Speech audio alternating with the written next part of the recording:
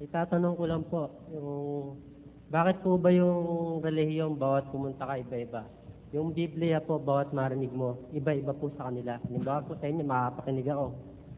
Yung, halimbawa, sinabi nyo, Corinthians, chapter 1, verse 2. Pag sa ibang relihiyon, mapupunta ako, iba na naman, iba yung mga nakasulat. So, bakit po ba nagkakaganon?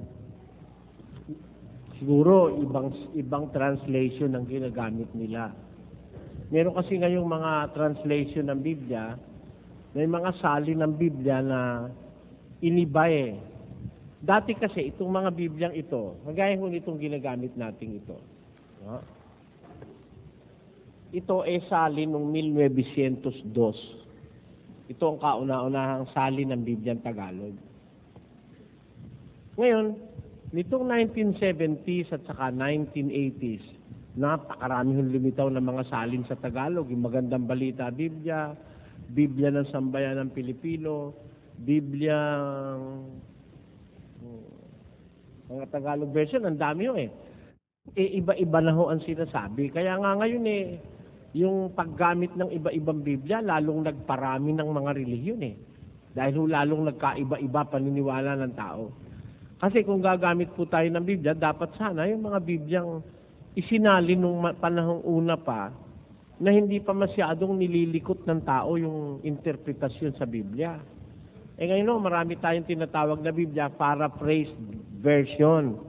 Pagka ho paraphrased, mapanganib yung salin na yon.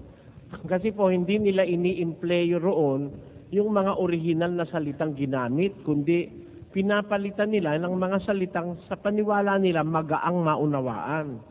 Dahil huron, naliligaw tuloy yung tunay na diwa. Kaya kami po, mas ipiniprefer namin ang paggamit ng matatandang salin ng Biblia, kagaya ng saling katoliko na galing sa Vulgata Latina, yung kay Monsignor Abriol, yun hong salin ni Juan Trinidad na isang paring katoliko.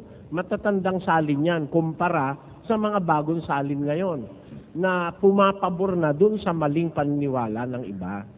Ganyan lang ho yan eh. Meron na kasing vested interest yung nagsasalin. Kaya iniaayon na nila dun sa kanilang paniniwala yung pagsasalin ng mga talata.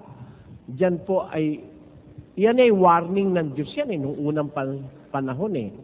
Huwag mo ikang daragdagan, huwag mong babawasan yung aking mga salita, sabi ng Diyos.